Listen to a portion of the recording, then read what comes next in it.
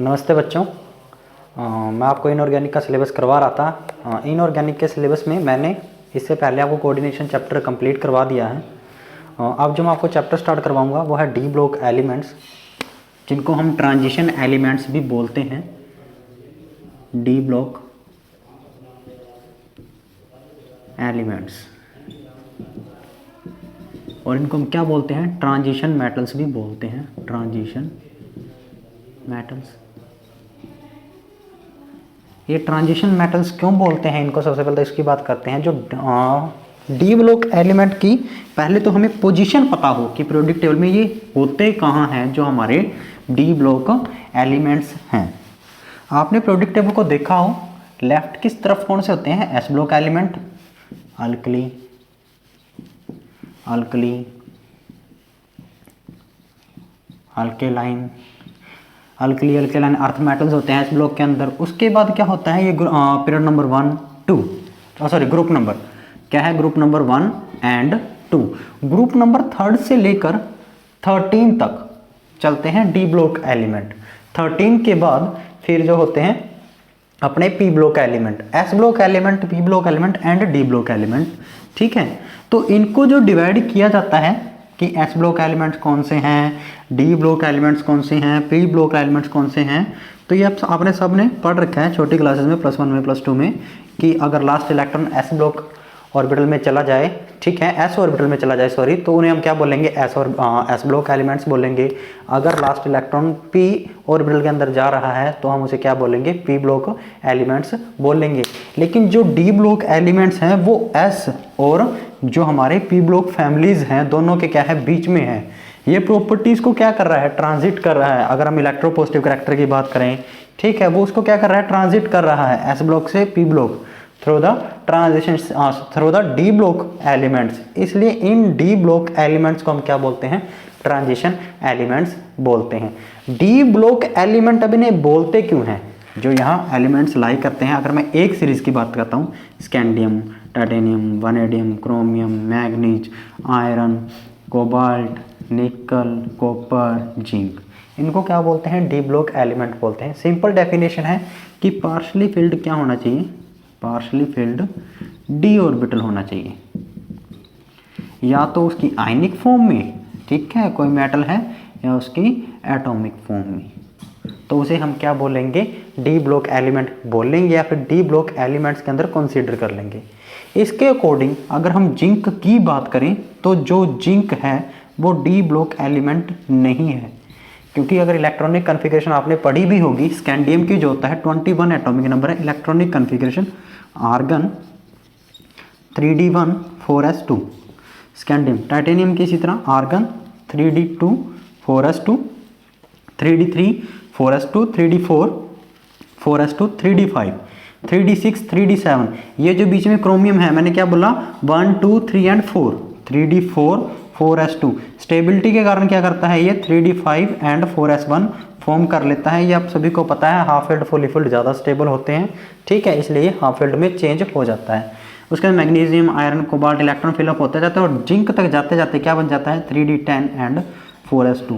Means atomic form में भी इसके अंदर डी ऑर्बिटल पार्शली फिल्ड नहीं है, कंप्लीटली फिल्ड है, ठीक है, कोई ऑर्बिटल डी का खाली नहीं है। अगर आयंस की फॉर्म में बात करें, Zn2 पॉजिटिव की फॉर्म में, तो भी क्या होगा? 3d10। मीन्स अगर इस डेफिनेशन के अकॉर्डिंग इसको डिफाइन करें कि पार्शली फिल्ड डी ऑर्बिटल होना चाहिए, तो जिंक हमारा डी ब्लॉक एलिमेंट है ही नहीं। बट इसकी कुछ एक प्रॉपर्टीज़ हैं, फॉर एग्जांपल जैसे कोऑर्डिनेशन कंपाउंड्स वगैरह फॉर्म करना, वो सारी प्रॉपर्टीज़ जो बाकी एलिमेंट्स हैं उनके क्या है? सिमिलर है।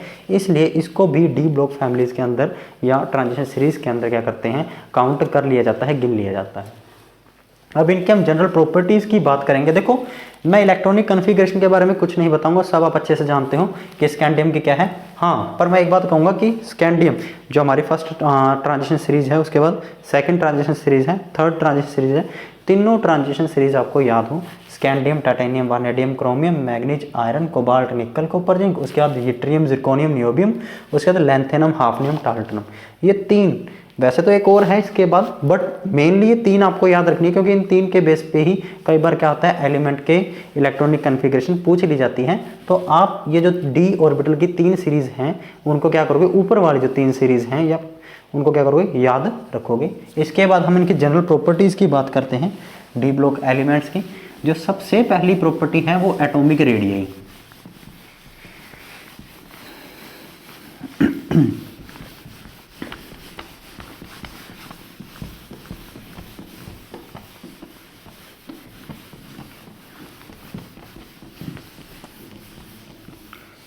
एटॉमिक रेडियस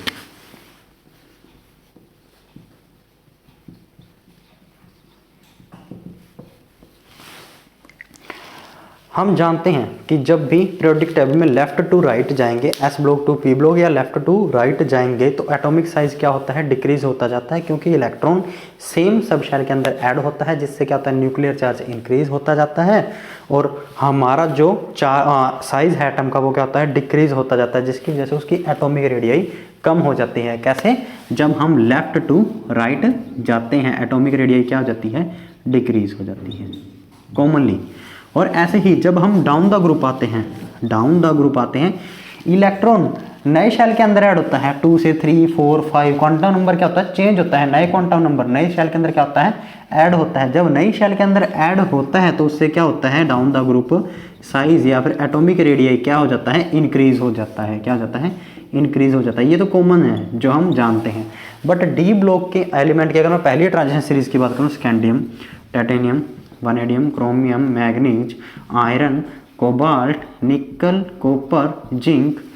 दूसरे भी बताता हूँ, yttrium, zirconium, niobium, molybdenum, technetium, ruthenium, rhodium, third lanthanum, ये लास्ट के लिख लेना, lanthanum, hafnium, tantalum, tungsten, rhenium, osmium, iridium. जो मेरे लिए यूजफुल है वही लिख रहा हूँ सिर्फ मैं, बाकी लास्ट आप लिख लेना। जिंक, कैडमियम, मर्करी, ठीक है, जो कोइनेज मेटल है जिनसे ज़्यादा कोइनेज बनते हैं, कॉपर, सिल्वर, गोल्ड हो गया, निकल, प्लेटिनम, प्लेटिनम, वो सारी आप क्या करोगे, खुद ब खुद लिख लोगे, क्योंकि वो मेरे ज़्यादा यूज़ की नहीं है, इसलिए मैंने जो यूज़फुल्स हैं वो सिर्फ लिख दी हैं। तो मैं क्या बता रहा था, एटॉमिक रेडियस। देखो लेफ्ट टू राइट जाएंगे, लेफ्ट टू राइट जाएंगे, एटॉमिक रेडियस क्या होनी चाहिए थी, डिक्रीज होनी चाहिए थी, ठीक है। इसमें होता भी ऐसा ही है, बट रेगुलर ऑर्डर नहीं है। मैं ये नहीं कह सकता कि स्कैंडियम टू जिंक जाएंगे तो रेगुलरली ही डिक्रीज होती जाएगी, या फिर जो डिक्रीजिंग ऑर्डर है वो एक ये कह सकते हैं कि ज़्यादा ऑर्डर नहीं होता। जैसे मान लो कि डिक्रीजिंग ऑर्डर है, वो काफ़ी ज़्यादा डिफरेंस है कि स्कैंडियम और टाइटेनियम की जो रेडियस में काफ़ी ज़्यादा डिफरेंस है, टाइटेनियम वैनेडियम की रेडियस में क्या है, काफ़ी ज़्यादा डिफरेंस है। मीन्स जो सक्सेसिव एलिमेंट्स हैं लगातार, उनकी जो रेडियस में डिफरेंस है काफ़ी स्मॉल होता है। या फिर हमें ये भी कई बार देखा गया है, आपने इसको अगर इसकी वैल्यूज़ देखो, स्कैंडियम से क्रोमियम तक जाएंगे रेडियस डिक्रीज हो रही है, क्रोमियम से आगे क्या हो जाएगा, रेडियस लगभग सेम रहती है और फिर इंक्रीज होने लग जाती है। ध्यान से सुनना कि फर्स्ट ऑफ ऑल क्या होता है, डिक्रीज होती है, फिर जो डिक्रीजिंग का ग्राफ है, जो डिक्रीज हो रही थी वो लगभग सेम हो जाती है और लास्ट तक जाते जाते रेडियस फिर इंक्रीज होने स्टार्ट हो जाती है। ऐसा होता क्यों है? डिक्रीजिंग का मेरे को पता है, आपको पता है कि लेफ्ट टू राइट जाते हैं, इलेक्ट्रॉन ऐड होता है सेम शेल के अंदर।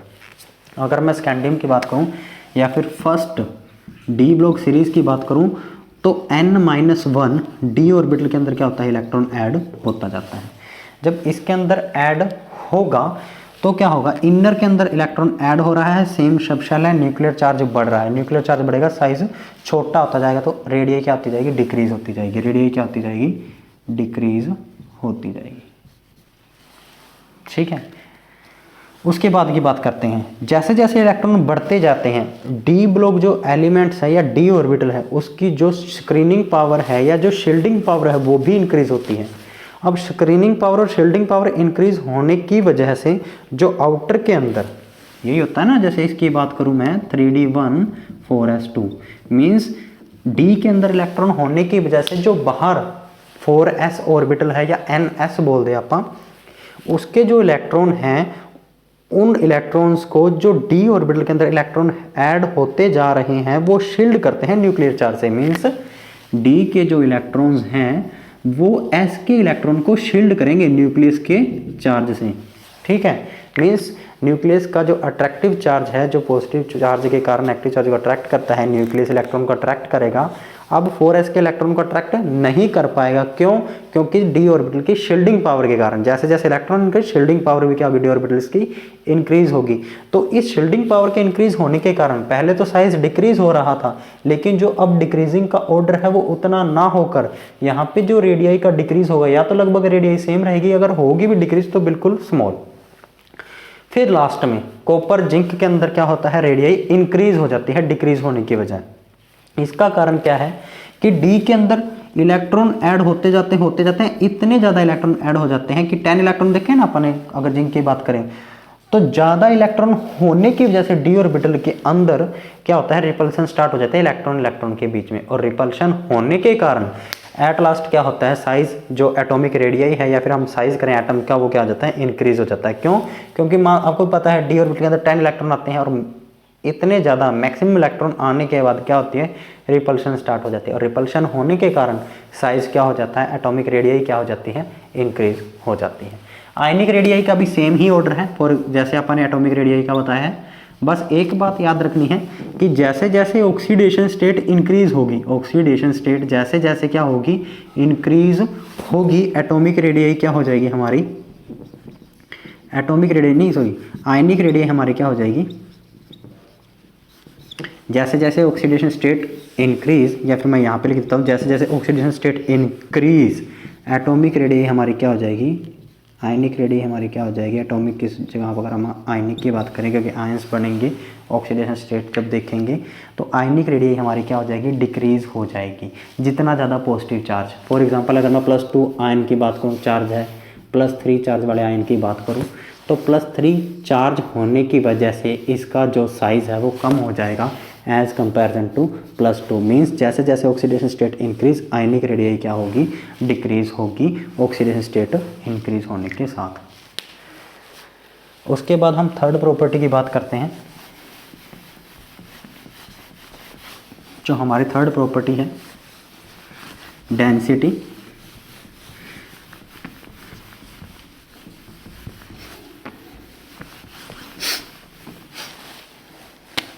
जो हमारी थर्ड प्रॉपर्टी है डेंसिटी, उसकी बात करते हैं। डेंसिटी होती क्या है, मास बाय वॉल्यूम। वॉल्यूम से हम स्टडी करेंगे डेंसिटी का, कि जो डी ब्लॉक्स की डेंसिटी है, या फर्स्ट ट्रांजिशन सीरीज़ की बात कर लें पहले अगर आप, कि इंक्रीज़ होगी, डिक्रीज़ होगी, इंक्रीज़ कहाँ होगी और डिक्रीज़ कहाँ होगी। तो जैसे जैसे वॉल्यूम क्या होगा, इंक्रीज़ होगा, मीन्स डिनोमिनेटर फैक्टर इंक्रीज़ होता है या फिर वॉल्यूम इंक्रीज़ होता है, तो डेंसिटी क्या होगी, डिक्रीज़ होगी। अब मैं बात करता हूँ, scandium to titanium, vanadium, chromium जाएंगे। अभी मैंने बताया आयनिक रेडियाई क्या होगी, डिक्रीज होगी। ठीक है, क्यों? क्योंकि इलेक्ट्रॉन n-1 या फिर 3d सब शेल के अंदर क्या हो रहा है, एंटर होता जा रहा है, जिससे क्या होगा, न्यूक्लियर चार्ज बढ़ता जा रहा है, इफेक्टिव न्यूक्लियर चार्ज बढ़ेगा और साइज़ क्या होगा, छोटा होगा। साइज़ छोटा होगा तो वॉल्यूम भी क्या हो जाएगा, कम हो जाएगा। अगर वॉल्यूम कम होगा, डेंसिटी क्या हो जाएगी, बढ़ जाएगी। मीन्स स्टार्टिंग में क्या होगा, डेंसिटी क्या होगी, इंक्रीज होगी, डेंसिटी क्या होगी, इंक्रीज होगी। अब लास्ट की बात करते हैं। लास्ट में क्या होता है, या फिर ग्रुप 10 के बाद, ग्रुप 10 के बाद क्या होता है, जो डेंसिटी है वो डिक्रीज होना स्टार्ट हो जाती है। क्यों? क्योंकि अभी मैंने बताया लास्ट में क्या होता है, जो लास्ट के एलिमेंट्स हैं, लास्ट के ट्रांजिशन एलिमेंट्स हैं, उनके अंदर इलेक्ट्रॉन इलेक्ट्रॉन रिपल्शन स्टार्ट हो जाती है। इलेक्ट्रॉन इलेक्ट्रॉन रिपल्शन की वजह से क्या होता है, साइज़ बड़ा हो जाएगा। साइज़ बड़ा हो जाएगा तो वॉल्यूम क्या हो जाएगा, इंक्रीज हो जाएगा। वॉल्यूम इंक्रीज होगा, डेंसिटी क्या हो जाएगी, डिक्रीज हो जाएगी। डेंसिटी क्या हो जाएगी, डिक्रीज हो जाएगी।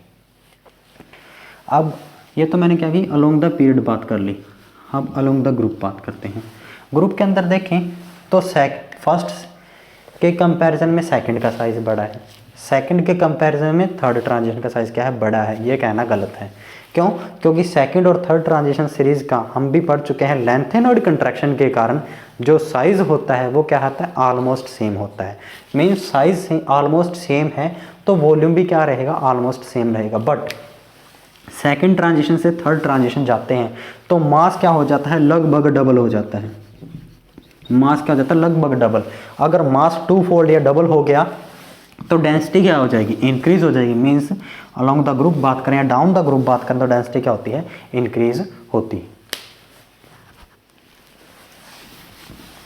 उसके बाद फोर्थ प्रॉपर्टी की बात करते हैं। मेल्टिंग एंड बॉइलिंग पॉइंट, जो फोर्थ प्रॉपर्टी है melting point and boiling point, कि जो मेल्टिंग एंड बॉइलिंग पॉइंट है ट्रांजिशन सीरीज के वो कैसे वैरी करते हैं।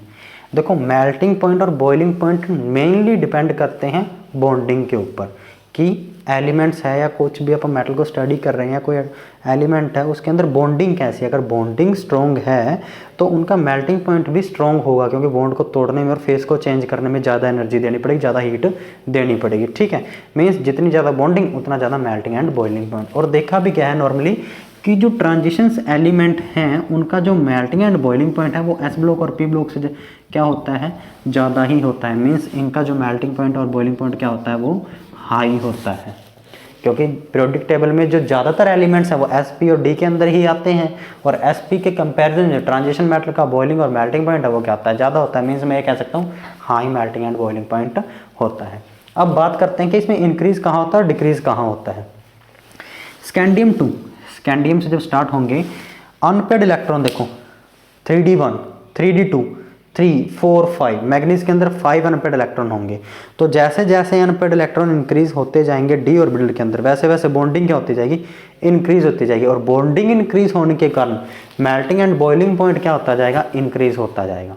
ठीक है, और मैग्नीज के बाद क्या होगा, अनपेड इलेक्ट्रॉन डिक्रीज होना स्टार्ट हो जाएंगे। 3d6, आप 6 को कैसे लिखेंगे, 5 में तो अपने 1 इलेक्ट्रॉन भर दिया, 1 2 3 4 5, 6 में 1 यहाँ। अब पेयरिंग होना स्टार्ट, मीन्स फिर से अनपेड इलेक्ट्रॉन क्या होंगे, डिक्रीज होना स्टार्ट हो जाएंगे। और अनपेड इलेक्ट्रॉन डिक्रीज होंगे, बॉन्डिंग कम स्ट्रॉन्गर होगी, बॉन्डिंग कम स्ट्रॉन्गर होगी तो मेल्टिंग एंड बॉइलिंग पॉइंट क्या हो जाएंगे, डिक्रीज हो जाएंगे।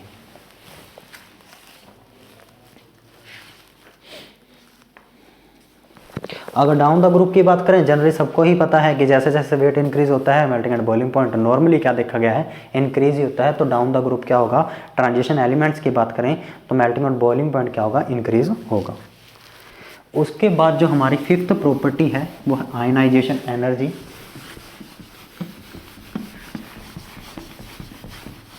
आयनाइजेशन एनर्जी की बात करते हैं।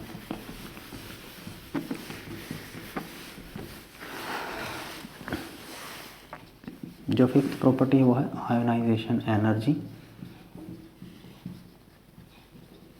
आयनाइजेशन एनर्जी होती क्या है, the energy required to remove an outer most electron from an gaseous state atom. कि अगर कोई एटम गैसियस स्टेट में है तो उसके आउटर मोस्ट ऑर्बिटल से इलेक्ट्रॉन निकालने के लिए जितनी एनर्जी चाहिए उसे क्या बोलते हैं, आयनाइजेशन एनर्जी बोलते हैं।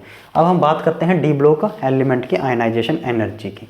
जो डी ब्लॉक एलिमेंट्स हैं उनकी आयनाइजेशन एनर्जी की बात करें तो डी ब्लॉक एलिमेंट की आयनाइजेशन एनर्जी एस ब्लॉक से तो क्या होती है, ज़्यादा होती है या फिर हायर होती है।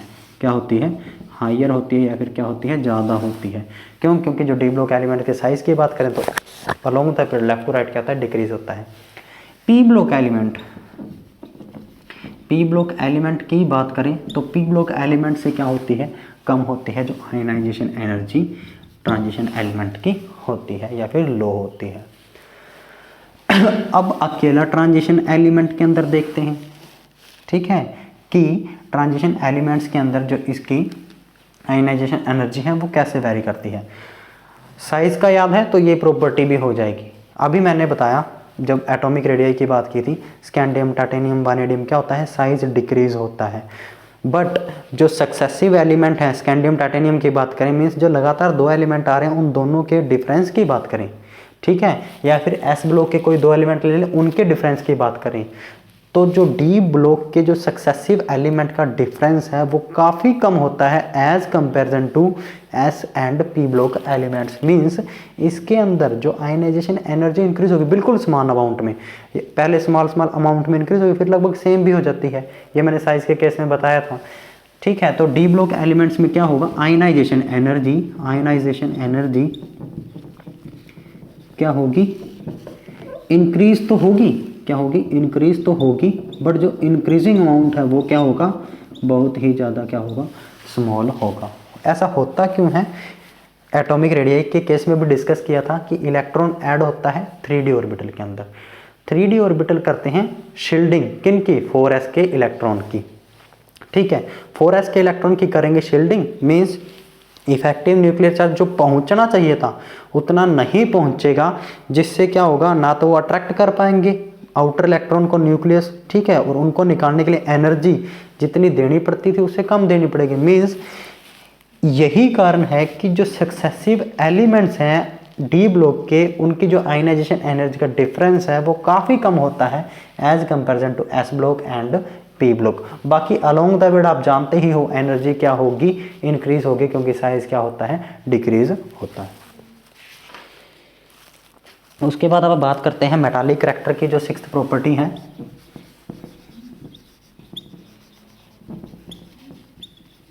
मेटालिक करैक्टर अभी हमने पढ़ा, देखो हाई तो क्या होता है, मेल्टिंग एंड बॉइलिंग पॉइंट होता है ट्रांजिशन एलिमेंट्स का। डेंसिटी क्या होती है, हाई होती है, ठीक है। और इनकी जो कंडक्टिविटी है, जो इनकी थर्मल कंडक्टिविटी है वो भी क्या होती है, हाई होती है। हाई टेंसाइल स्ट्रेंथ होती है, इनकी प्रॉपर्टीज होती हैं जो हाई टेंसाइल स्ट्रेंथ होती हैं, हार्ड होती हैं। लगभग सारी की सारी ट्रांजिशन मेटल क्या है, सॉलिड है, एक्सेप्ट मरकरी, वो क्या है, लिक्विड है। तो ये सारी की सारी जो प्रॉपर्टीज़ हैं ये किसकी होती हैं, ये मेटल्स की होती हैं। तो ये सारी की सारी प्रॉपर्टीज़ शो कर रहे हैं ट्रांजिशन एलिमेंट, मीन्स मैं इनको क्या बोल सकता हूँ, ट्रांजिशन मेटल बोल सकता हूँ, क्योंकि इनके द्वारा जो भी प्रॉपर्टीज़ शो गई हैं वो सारी की सारी किसकी होती हैं, मेटल की होती हैं। और जो मेटालिक ट्रांजिशन एलिमेंट हैं वो क्या है, एक स्पेसिफिक शेप के अंदर होते हैं, जैसे हेक्सागोनल क्लोज पैकिंग SCP, ठीक है, क्यूबिक क्लोज पैकिंग CCP। तो सबकी क्या है, एक अप्रोप्रिएट अरेंजमेंट है, शेप है, मींस, और एक बॉन्डिंग होती है। अभी मैंने बताया अनपेड इलेक्ट्रॉन के साथ क्या करते हैं, जितने ज़्यादा अनपेड उतने ज़्यादा स्ट्रॉन्गर बॉन्डिंग, मीन्स एक जो इनकी एनर्जी है वो भी उनका भी एक स्टैंडर्ड लेवल है। तो ये सारी प्रॉपर्टीज़ किनके सेम है, मेटल्स के सेम है। मीन्स मैं बोल सकता हूँ कि जो ट्रांजिशन एलिमेंट्स हैं वो सारे के सारे क्या होते हैं, मेटल्स होती हैं। उसके बाद अगर हम बात करें रिड्यूसिंग करैक्टर की, मोस्ट इंपॉर्टेंट प्रॉपर्टी है रिड्यूसिंग करैक्टर।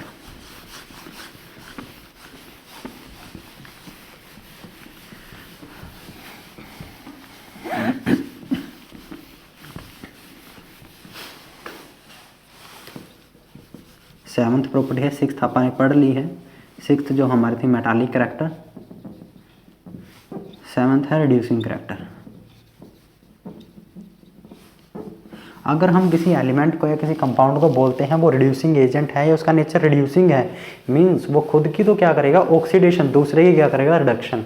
मैंने मान लिया कोई ट्रांजिशन मेटल M कैसी है, रिड्यूसिंग इन नेचर, मींस खुद की क्या करेगी, ऑक्सीडेशन, दूसरे की क्या करेगी, रिडक्शन। खुद की क्या करेगा, ऑक्सीडेशन। अब अगर ट्रांजिशन एलिमेंट के रिड्यूसिंग करैक्टर को देखना है तो किससे मेजर किया जा सकता है, रिडक्शन पोटेंशियल से, कि हम सारी की सारी ट्रांजिशन मेटल का क्या कर लें, रिडक्शन पोटेंशियल क्या कर लें, मेजर कर लें, हम देख लें रिडक्शन पोटेंशियल। और जो रिडक्शन पोटेंशियल देखा जाता है जब भी किसी का स्टैंडर्ड रिडक्शन पोटेंशियल जब भी देखते हैं ना या निकालते हैं किसी भी एलिमेंट का, तो उसका हम सेल बनाते हैं हाइड्रोजन, जो हाइड्रोजन हमारा एलिमेंट है, क्योंकि उसका जो स्टैंडर्ड रिडक्शन पोटेंशियल है वो 0 होता है, उसके साथ उसका सेल बनाते हैं। उस सेल का EMF क्या करते हैं, हम नोट करते हैं।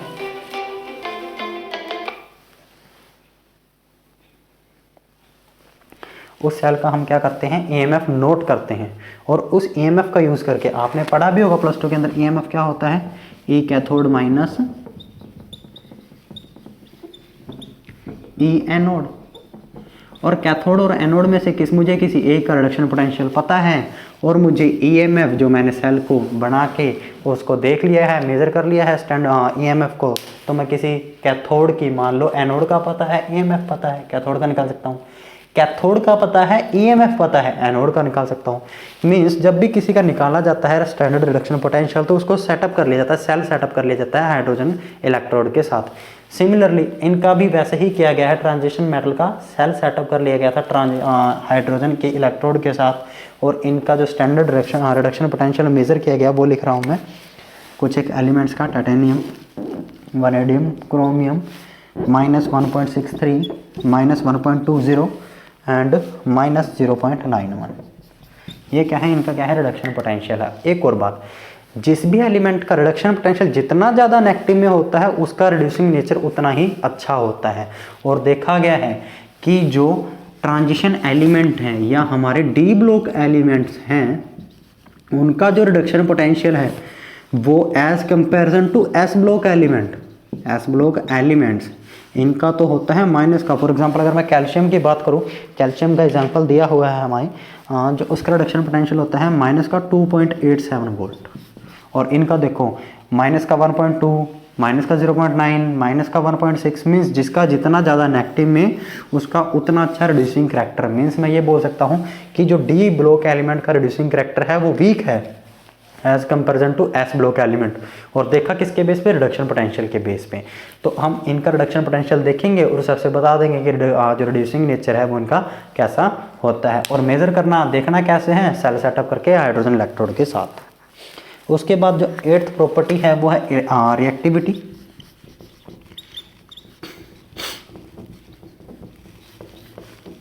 अब रिएक्टिविटी देखो, जो डी ब्लॉक एलिमेंट्स हैं उनकी हाई तो आयनाइजेशन एनर्जी है। मींस इलेक्ट्रॉन निकालने के लिए काफ़ी ज़्यादा एनर्जी देनी पड़ेगी। हाई क्या है? हाई तो क्या है? इनकी आयनाइजेशन एनर्जी है, आयनाइजेशन एनर्जी। साइज इनका क्या है? स्मॉल साइज है। और इनकी जो सब्लिमेशन एनर्जी है, इनकी जो सब्लिमेशन एनर्जी बोलते हैं वो क्या है? काफ़ी ज़्यादा हाई है। सब्लिमेशन मीन्स सॉलिड, जो हमारी ट्रांजिशन मेटल सॉलिड्स हैं उनको वेपर में चेंज करेंगे तो उसके लिए काफ़ी ज़्यादा क्या देनी पड़ेगी? एनर्जी देनी पड़ेगी, हीट देनी पड़ेगी। उसकी वैल्यू भी क्या है? काफ़ी ज़्यादा हाई है।